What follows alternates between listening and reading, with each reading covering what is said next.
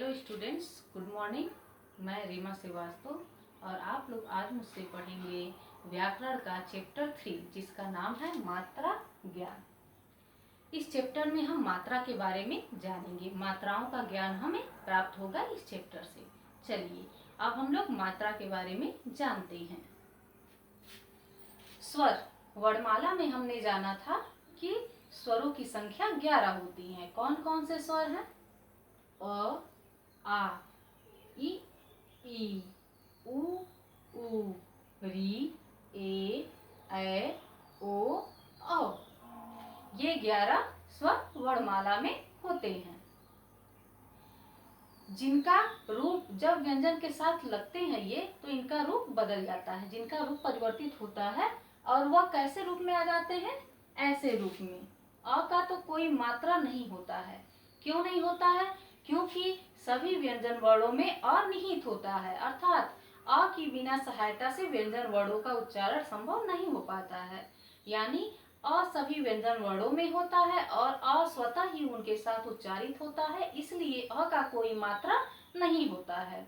आ की मात्रा ऐसे लगती है, ई की मात्रा ऐसे लगती है, बड़ी की मात्रा ऐसे लगती है, छोटा ऊ का मात्रा ऐसे लगता है, बड़ा ऊ का मात्रा ऐसे लगता है, री की मात्रा ऐसे लगती है, ए की मात्रा ऐसे लगती है, ए की मात्रा ऐसे लगती है, ओ की मात्रा ऐसे लगती है और औ की मात्रा ऐसे लगाई जाती है।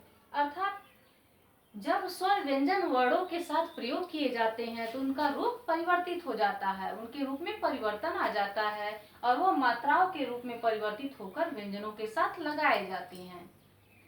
जैसे क पे आ की मात्रा लगी, फिर छोटी की मात्रा लगी, फिर बड़ी की मात्रा लगी, फिर छोटा ऊ का मात्रा लगा, बड़ा ऊ का मात्रा लगा, री का मात्रा लगा, ए का मात्रा लगा, ए का मात्रा लगा, ओ का मात्रा लगा और औ का मात्रा लगा।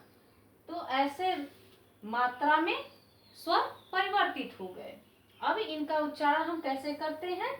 का, की, कु, क्री, के, कै, को, कौ। तो हमने जाना कि स्वरों के बदले हुए रूप को ही हम क्या कहते हैं? मात्रा कहते हैं। उम्मीद है आप लोगों को अच्छे से समझ में आ गया होगा। स्वरों के बदले रूप को ही हम क्या कहते हैं? मात्रा कहते हैं। और उनका रूप कब बदलता है? जब वो व्यंजन वर्णों के साथ मिलकर शब्द का निर्माण करते हैं। व्यंजनों के साथ स्वरों का रूप बदल जाता है, जिसे हम मात्रा कहते हैं। जैसे ग, उ, ल, आ, ब, अ।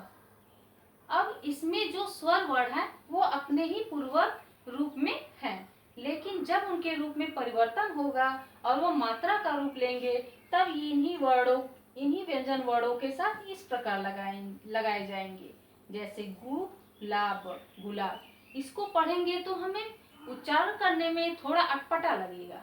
जैसे गौलाब, गौलाब, ऐसे हम बोलेंगे, जिससे हमारी धुन क्या हो रही है? स्पष्ट नहीं हो रही है। और जब यही स्वर वर्ण जब परिवर्तित हो जाएंगे और ऐसे मात्राओं में बदल के लगेंगे तो गुलाब एकदम स्पष्ट रूप से हमें ध्वनियां समझ में आएंगी।